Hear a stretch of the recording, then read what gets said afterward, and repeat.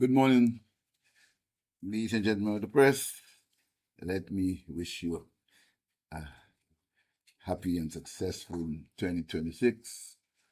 Hope that you and your families have the best year ever as we strive to make St. Lucia the best place to live and work. Also, I'd like to observe a few minutes silence on the passing of Lisa Joseph. You remember Lisa Joseph and I have been very friendly exchanges, and I always told her, "You're my friend," and we laughed at that, and we promised to have a long and extensive interview with me, but that interview did not happen.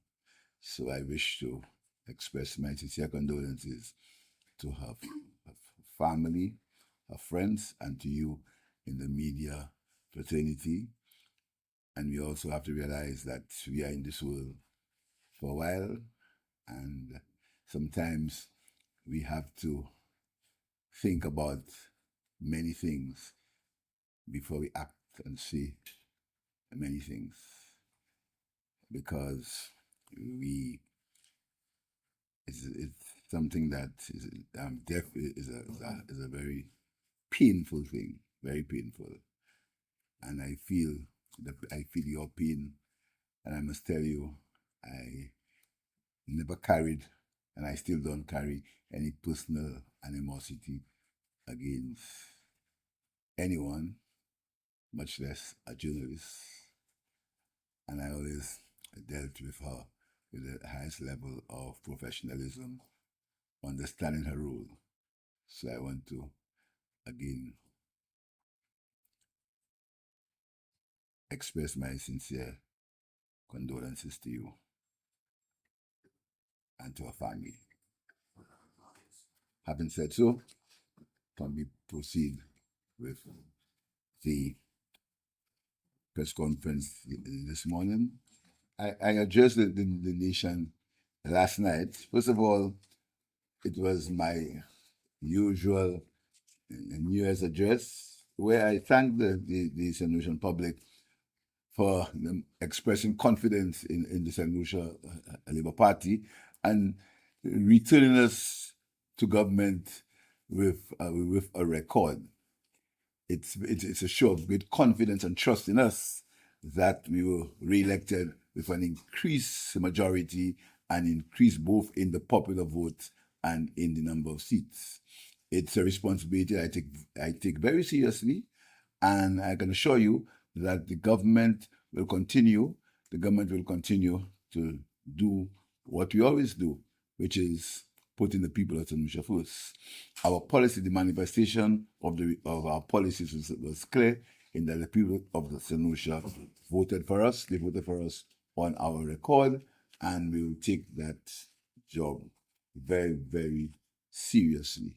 This year, we will continue basically on the same path that we ended the last term with. In terms of infrastructure, the Grocery Highway, work on the Grocery Highway will commence most likely the first half of this year. The Honora International Airport, the terminal building, the tenders, it went through international tender.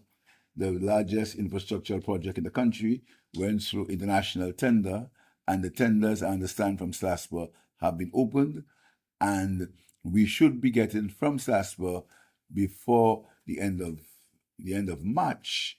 We should be getting from SLASPA a result of the tender and who will be awarded the tender for the construction of the Honora International Airport Terminal. And when all that's said and done, that work should start by the middle of 2026. The Grocery Police Headquarters will be open. I've asked that it be part of our independence celebrations, so we shall open it for independence, part of our independence celebrations. In terms of infrastructure, also the housing project at Talvan is progressing, and the housing project at Rockhall is also going to be progressing this year. this year we also are going to be formally handing over the lands to many people who was there for more than 30 years. You may remember that we had a policy of making the land available free of charge to people, crown lands free of charge to people who were there for more than 30 years. That policy is going to be is formally is going to happen this year. In terms of education, you may notice that we have a minister in charge of continuing adult and special education. That is very important to us, extremely important to us, in that we found that many children go through the system, and by the end of the 5 years at secondary school, they basically are functionally illiterate. Because of different issues, and the teachers, they work very hard, but you need a special task. It's a special task. You need a special kind of curriculum to deal with special needs children. So we are working on that, and this year there'll be great emphasis on that. As a continuation of our early childhood education thrust, we promise that early childhood education is going to be free in this term. So that thrust is going to continue. In terms of social development, I've always expressed concern as to what's happening to our young men in the society. And apart from the fact that we have many social programs, this year we are going to go into a strategic alliance with CARE, the CARE Institute, that has a very good record as it relates to putting the two factors together: work and dealing with young men who seem to be at risk. So we're going to be having a strategic alliance with CARE to supplement what we are doing now with the TVET schools and to supplement what is happening at SSDF. We also, this year, we're also going to look at the environment. We'll take very seriously the degradation of the environment with old cars and once the cars, derelict cars and abandoned houses, houses that are abandoned, sports land that's abandoned. It's not only it's an unsightly site, but it's also a security risk. So this year we're going to take very seriously the issue of abandoned cars being left on the streets or on the roadways and derelict houses. In terms of our fiscal policy, you may have realized that we give some further incentives to pensioners. Pensioners pay no tax, whether it's a government pension or pension from the private sector, they pay no tax. We also increase the level of allowances, and in Parliament, at the next sitting of Parliament, we are going to make that law. And it's retroactive from 2025, so there's further tax relief for the people of St. Lucia. We expect the investment profile of the country to improve and to continue expanding. The Alia Hotel ought to be open this year, and we're looking forward to the start of the hotels on the Rodney Bay in the Rodney Bay area, and there's tremendous interest in private investment. So expect the investment profile of the country to continue. So 2026 is very exciting here. I'm very optimistic about 2026, but as you know, the usual downsides: climate change, hurricanes, droughts, which is the normal thing that you have in countries where, apart from the fact that we are not in control of these elements, we are small, open economies. And now, what you're very excited about, the MOU with the government of the United States. Let me make it abundantly clear: there's been no agreement with the government of the United States. So I can't tell you numbers. I can't tell you anything about numbers, nor can I tell you anything about conditions, nor can I tell you anything about anything of that nature. There's been no agreement with the government of the United States. What we've signed, as most countries have signed, is a MOU, a Memorandum of Understanding. The Memorandum of Understanding is basically a framework for dialogue and cooperation with the United States as it regards to nationals from third countries who are presently in the United States, and the United States seeks to want to get them out of the United States. St. Lucia is not the only country that has signed. Guyana has signed. Most of the countries in CARICOM have signed. Larger countries like Papua New Guinea have signed. So St. Lucia is not new in this regard. I want to make it also abundantly clear that I've had absolutely no, as of today, what time is it? 10:50. I've been told the Prime Minister of St. Lucia has not been told by the government of the United States of any change as far as visas are concerned for St. Lucians. It's 10:50 point a few seconds now. I've not been told. The Prime Minister of St. Lucia has not been informed by any U.S. government official of any issues as it relates to visa requirements for St. Lucians. So we've signed that MOU, and we are presently negotiating with the American government as to the terms of that MOU. When that is ready, I will inform you as to how many people will come, as to what is happening for the housing, etc. I will inform you on that when I have that information. I don't have it now, so even though you ask me, I can't tell you. That information is not available. What is clear is that in the MOU, it is clear that criminals, people with criminal records, known criminal records, will not be part of that exchange. People with criminal records will not be part of that exchange, and information regarding their health, as far as is legally possible, will be given to the St. Lucian government. I can't think anything else because I do not know anything else, apart from the fact that you've signed that MOU with the government to accept certain nationals from third countries to come to St. Lucia. People basically who the United States have deemed they have no legal status in the United States, and they're going to be sent to third countries. As to when it will happen, I can't tell you either, because we have no date or time. So these are all the details I have, and the MOU is a document that is not a secret. And I will ask the people in the press, and the only reason why you haven't got a copy of the MOU is because that is not how countries operate. Countries do not operate by making these documents public, particularly when there's been no agreement as to specifics.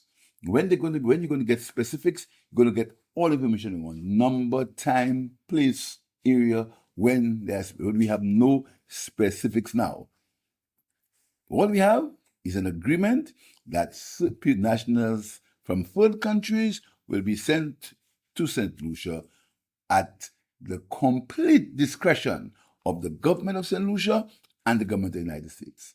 Nobody will send, the United States government will not just send people here. We're going to be discussing it. It's a mutual understanding with a diplomatic ally. And you know the United States is a major diplomatic ally and a major country. This is all I can tell you about it, and everything else is speculation. Everything else is speculation. I've always told you that I always tell you the information that I have. I know sometimes you get very annoyed with me when I say I don't have the information, but I can only speak the truth. If I don't have the information, I can't tell you I have it if I don't have it. Right now, I do not have any further information. Questions? Just to... Hi, Tony. What's up? Hi, good morning. Happy New Year to you. Happy New Year. I knew you would have been number one. How are you? Like I knew you. I just want you to reiterate something you said. I have some other questions, but just to confirm, the details of the MOU will not be made public.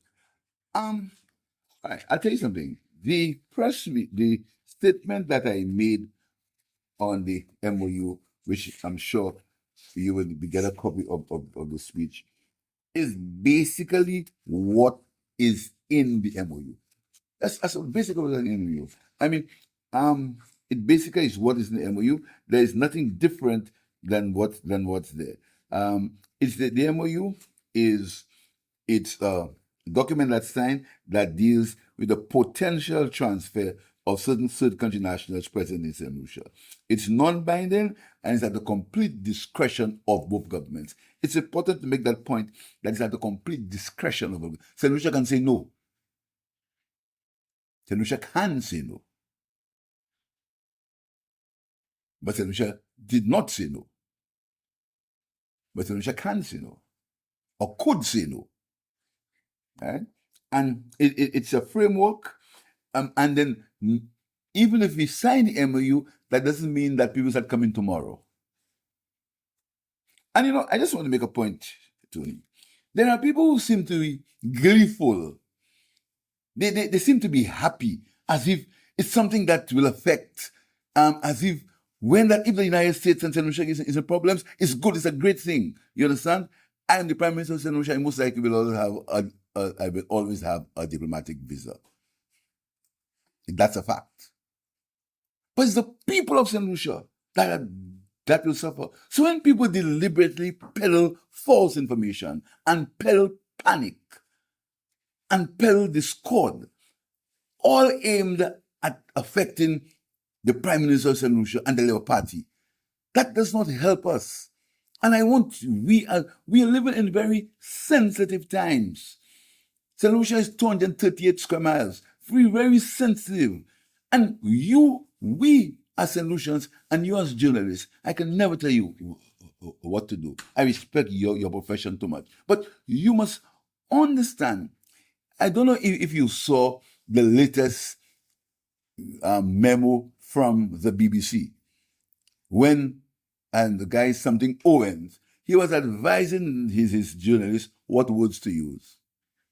The BBC.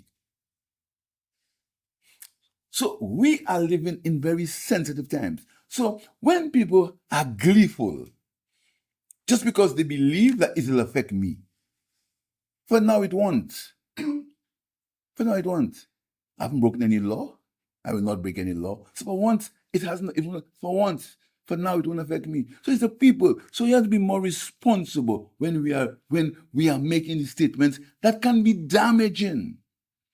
When we quote all sorts of sensationalism, hoping that it will affect me, or the people of St. Lucia just re-elected us with a spanking majority. That is the choice of the people of St. Lucia, and that choice will remain until, God spare my life, I decide to call the elections next week or in 5 years' time.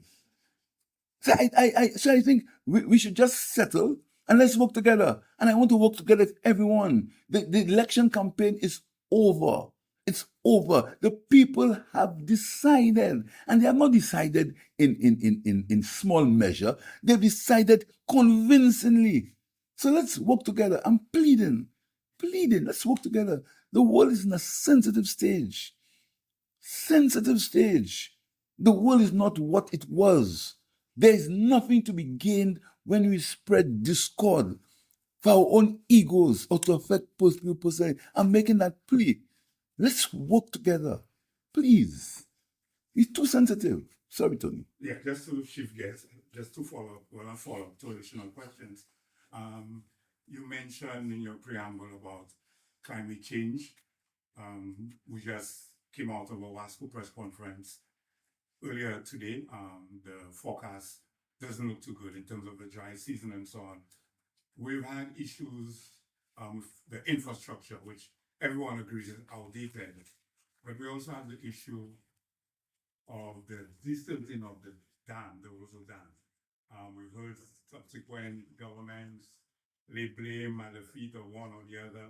But I just want an understanding as to moving forward, what are we going to do about the desilting of the Roseau Dam once and for all? That's one question. And before you answer, I just want to pose my second question right away. You also mentioned in your preamble the Rockwall housing project.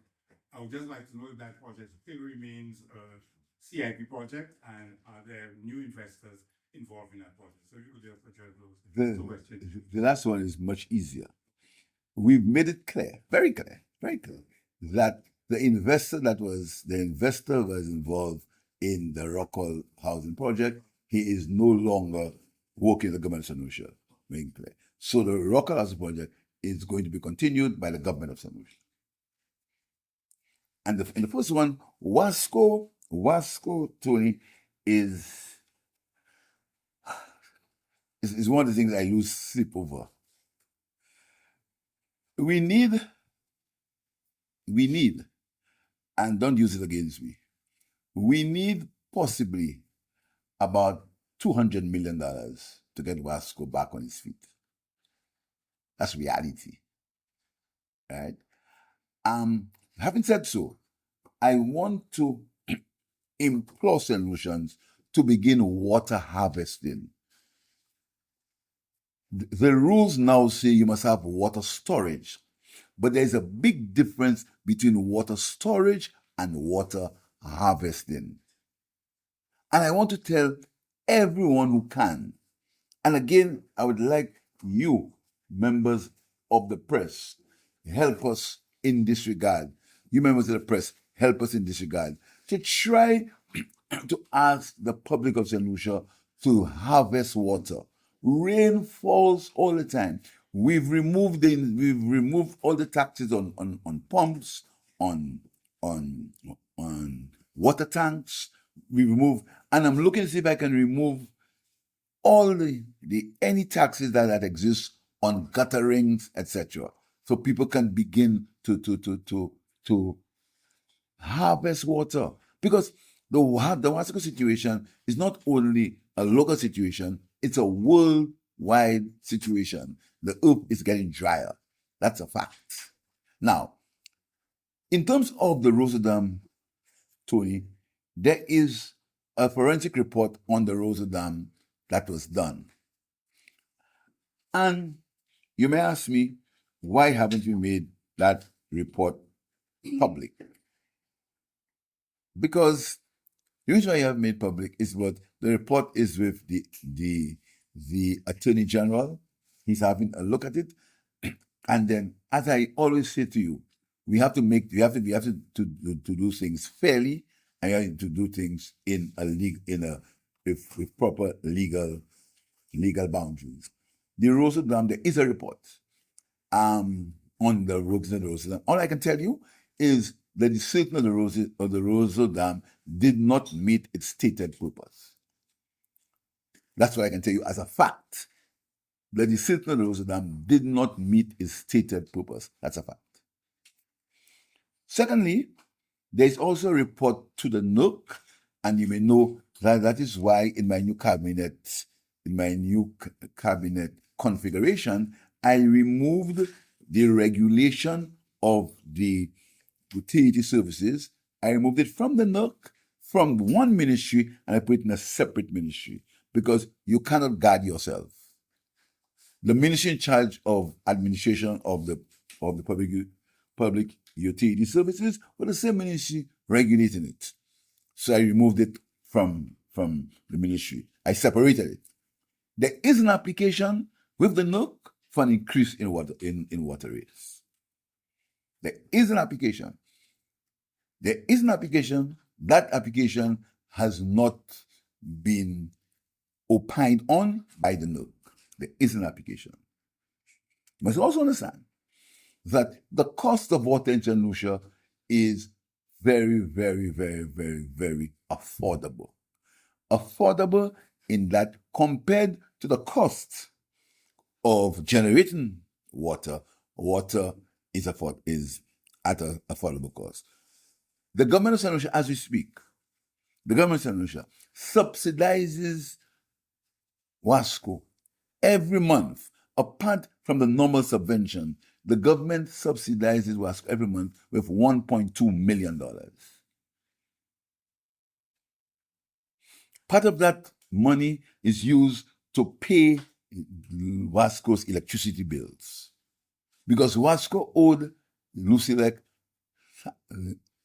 millions of dollars.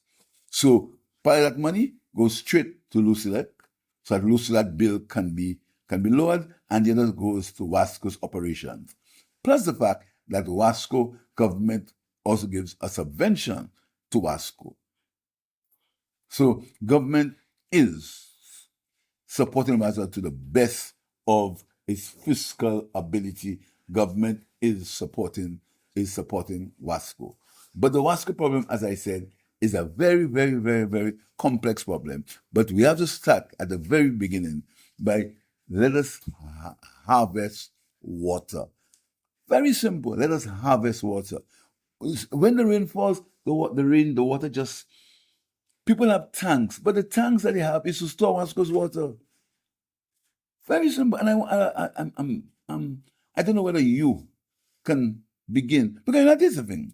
The press must not always seek to confront people, or to confront politicians, The press should seek to work for people. And working for people means, and I'm sorry, I know I might get crucified on a talk show for saying that. Working for people doesn't mean you always have to criticize. Then I said, I want you to tell people to harvest water. Think about the savings you can have having. You see, at my house, most of the water I have in my house is harvested water from the roof. But because rain falls all the time. Now we in a drought situation, so rain will not. So I want to, and you hear me say that over and over again. And they might attack me for saying it. The same way they attack me for saying my father is a policeman, or was. They might attack me for saying that. Let's harvest water. Let's harvest water. When you go to your home tonight, look at the guttering at your house and see how we can save some of that water in a tank. At least you can use it to flush our toilets, to wash our cars. Let's look at that. Because why is it Wasco will not be repaired tomorrow or next week? It's a long, the pipeline is compromised. The dam still has to be, and Wasco has a lot of loss. They lose revenue because many pipes are compromised. So you go on you go on the street, you see a pipe, Wasco. Government fix the road, a pipe below, Wasco. And this is why the road costs are so expensive, because I've said that we're not fixing any roads unless you can get the pipes, the plumbing done before. That is costly. So the Wasco issue is not going to be solved tomorrow. And no one can solve it tomorrow, because no government will have $100 million or $20 million. This is just a favor that politicians talk about. So let's start by harvesting water. Let's start by ensuring that when you have simple leakages in our pipes, we get it. We get it fixed. And let's start also by paying our small water bills. Two things, still on the water, seems to be a bigger issue than what we're understanding right now. We no doubt would have realized the many water trucks heading to the north of the island on a regular basis, coupled with now the many projects, huge projects coming on stream in terms of the hotel projects and others. In the immediate, how do we plan to deal with this? What is the thinking going forward? You're right. It's a problem that I agree will not be solved tomorrow. Desalination, we have to look at that. We probably have to give incentives to hotels for that. And Wasco also has to look at a lot of things. There's an idea that there's groundwater in St. Lucia. People are saying that there's groundwater in St. Lucia. Wasco will now have to seriously look into working with people who believe they can explore groundwater. We can't, we can't just sit down and complain and die. We have to look at new things.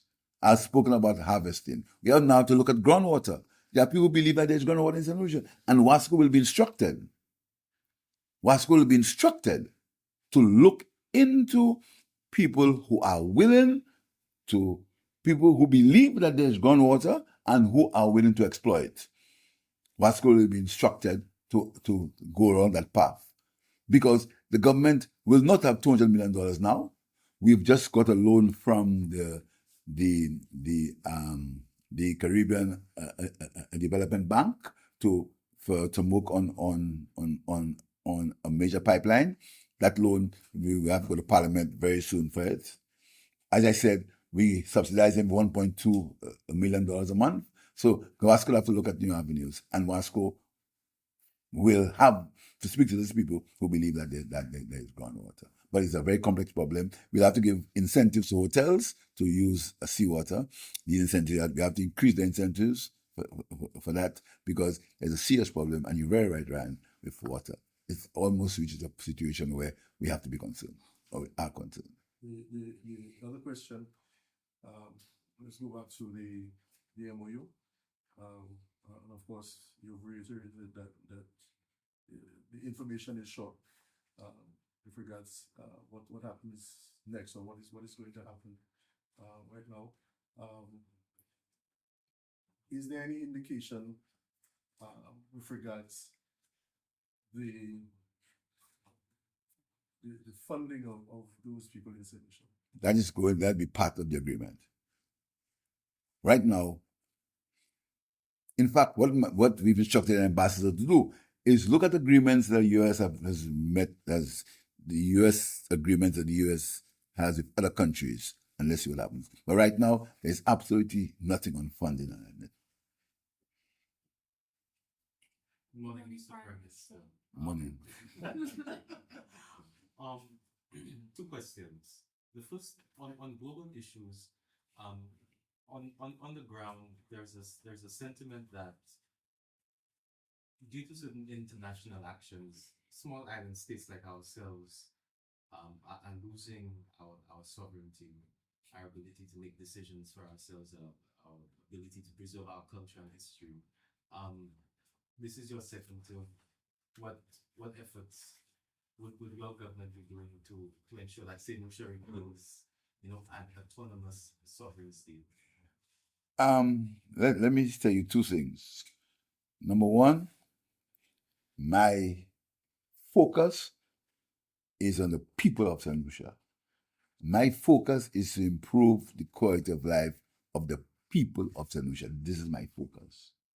My second focus is the people of St. Lucia. My third focus is the people of St. Lucia. So all I do, any decision that I take, I have in the back of my mind the people of St. Lucia, not speeches or being on the world stage, but my issue. Anything I do, anytime I go to bed in the evening, and first thing I pray to the Lord that He makes me wake up the next morning. My focus is, what can I do to make the lives of the people of St. Lucia better? Not for the next speech I'll make at the UN or the next conference I'll go to the people. So I have to reshape. I have to reshape all what I do. Thank you very much. I have to reshape all what I do. I have to reshape all my thoughts based on what's happening in the world currently, and based on how it will affect the people of St. Lucia. This is my concern is nothing else but the people.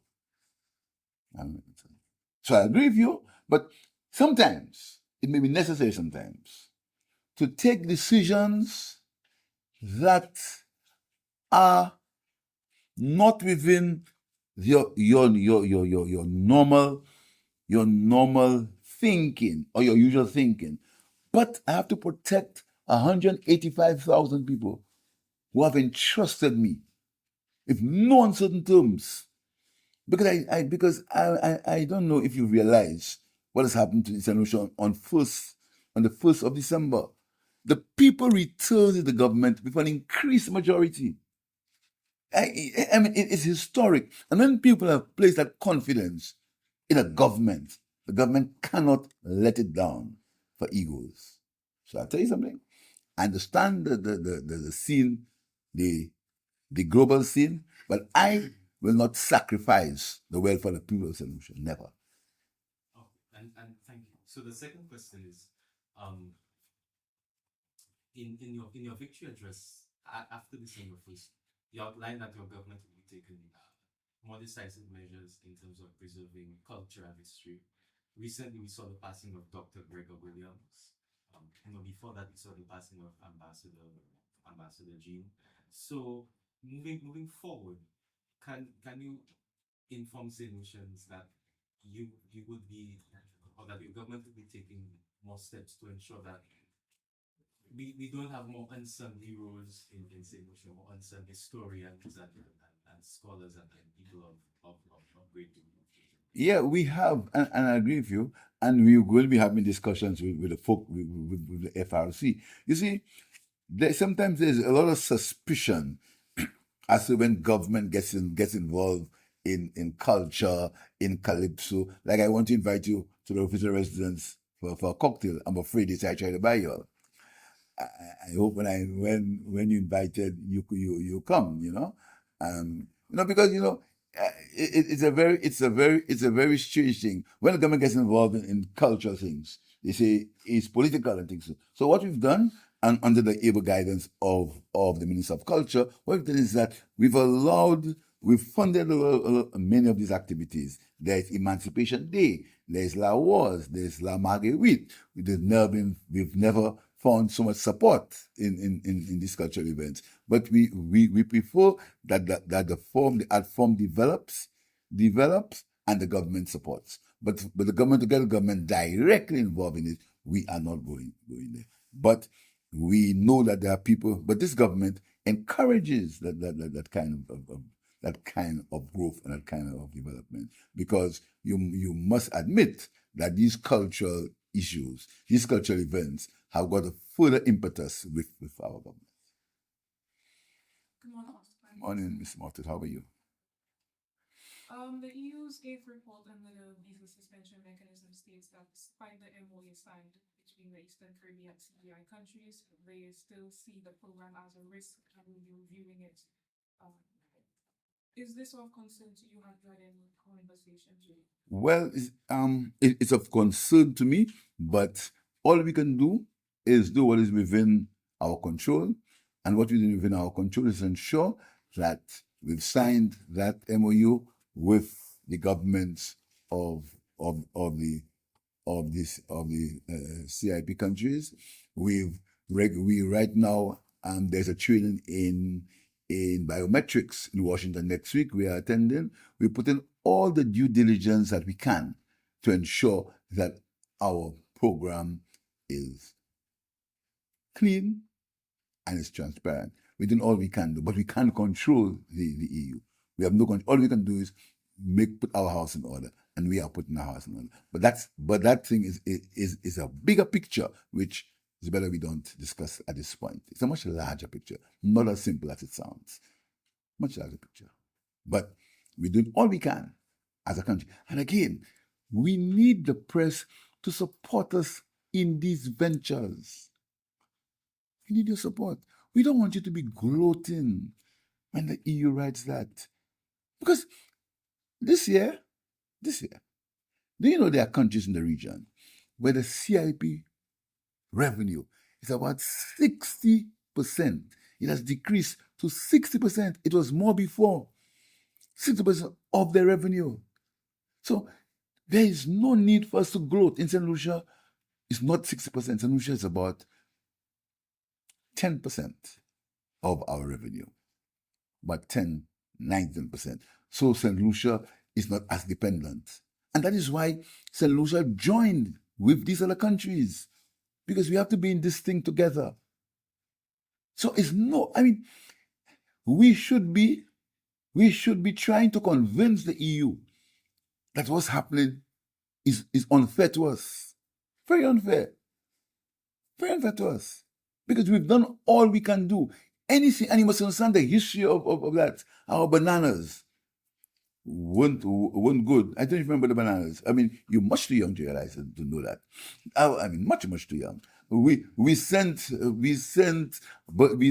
bananas to England with pie with pie banana. You just wrap the bananas in leaves and send it to England on a boat. People carry it on their head and send it on a boat. Then they moved to put it in boxes. Then they changed. They say you must watch it. They must wash it. So you have to have boxing plants. And they say you must put toilets on the fields. We put toilets in the field. Then they say you must wash it. We washed it. Then they said the WTO rules-based trading, so we can't send it again because we are competing with Costa Rica. Imagine that, a small country where the farm was not more than the largest farm, 50 acres. You deal with acres and acres of country. They said we were unfair competition, so they stopped it. Then we were in financial services. They said, then when you started, they said, oh, it's money laundering laws, the EU laws, and this and that, and the ring fence, and so on. They stopped it. Then they stopped it again. Now in Serbia, so you must understand it's a bigger thing happening. And small islands, nous sommes avec Liverpool. And this is why it's so important that we are measured, particularly now, especially now. We have to be measured in these islands. We have to begin to guard our interests and guard our country. And forget about Pierre, the Prime Minister. No Prime Minister can influence in any meaningful way what's happening in the world now. You see what happened? You saw what happened last week. What Prime Minister can influence that? In the small island? So when we make all these, we write all these things and want to, and the objective is to get at me. It doesn't make any sense. It's a bigger picture. And I want you as journalists this year, I want you to look at that bigger picture. And I'm not asking you to be government spokesman. I don't want you to be government spokesman. I want you to look and see we are living in times that is never before. These times are unknown of. These times are unknown. We've never lived in these times before. History could not predict what's happening now.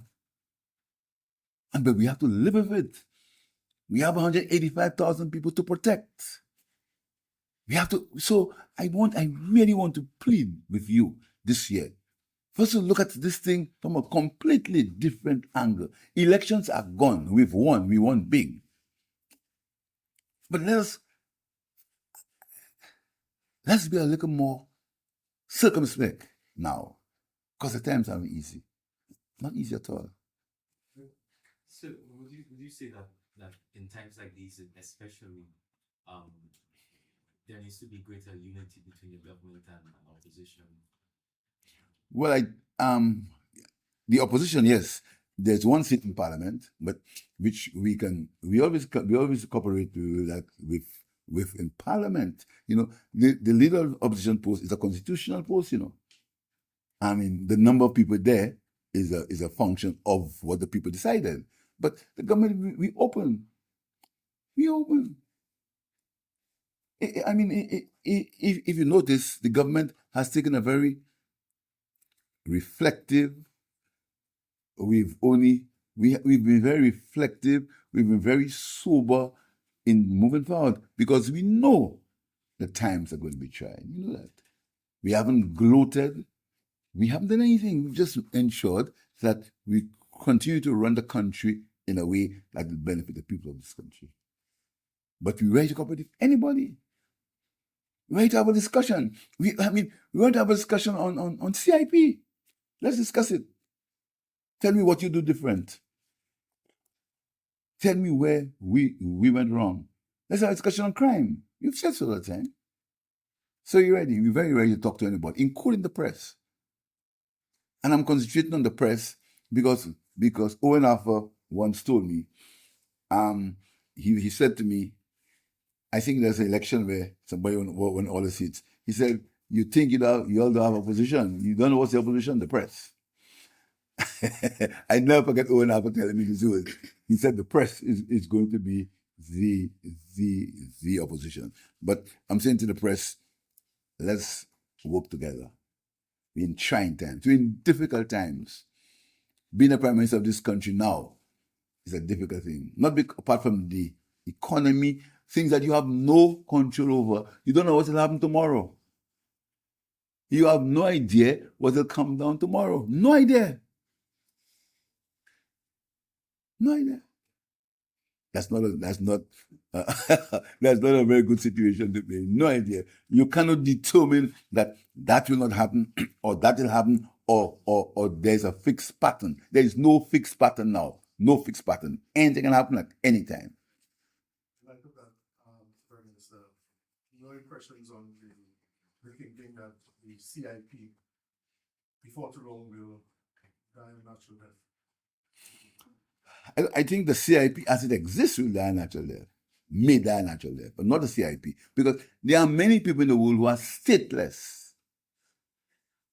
Many people who have no passport, they have no identification, they're stateless. Many people who've been displaced, you understand? And they need some form of identification. They've been displaced.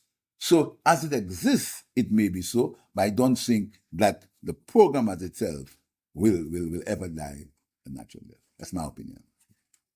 Okay, thank you very much. When is Lucia's funeral? Not an answer. Will somebody tell me? I'd really like to be there. Please. Have a good day. Thank you.